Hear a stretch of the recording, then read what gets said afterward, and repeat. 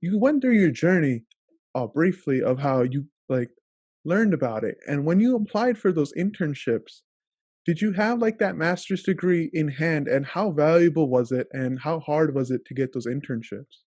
Yeah, so in my second year of university, that's when I had applied to loads of banks for internships and I was unsuccessful with everything.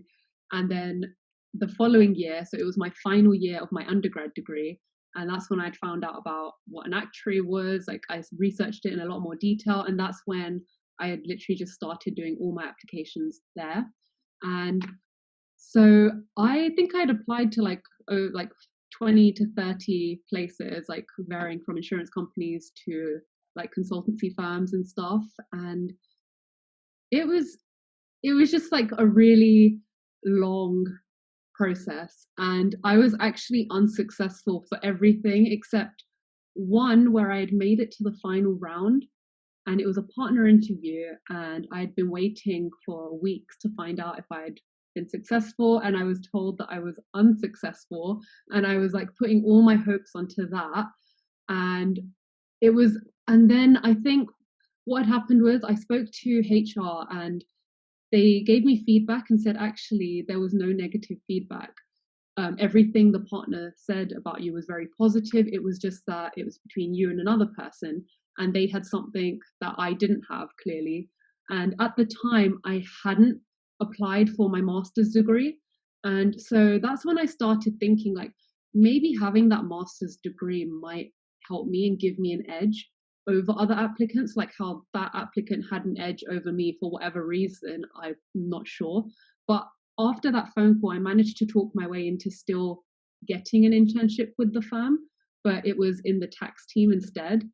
So not what I had planned at all, not what I wanted. But at that point, I was like, I'm going to take whatever I can get because it was a company that I really wanted to work for.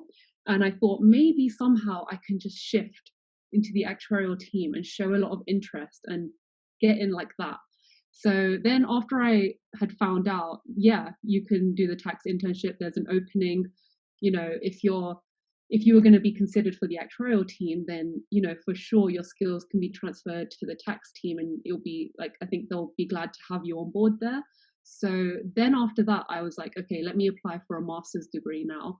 So then I had applied for it then.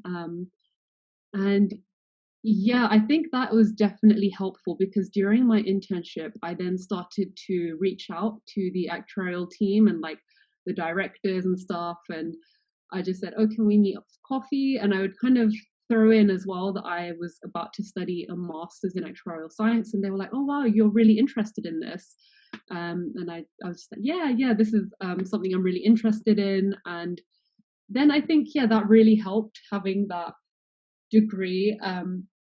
I still wasn't sure at the time, but I was just kind of really forcing it, like really saying, you know what, yeah, I really want to go for this. And then, yeah, my master's degree, I went through a few of the exams and I thought, okay, this is tough, but this is something that I want to continue to do and continue to do whilst I work. So I was really happy that I managed to secure that job within the same firm for the actuarial team for the following year. So I hope that answers your question. Yeah, I mean, I went off on a tangent. But I think the main like thing here is that even if you don't get like your initial like what you want, it's like putting your foot like in the door and you just find the path from there.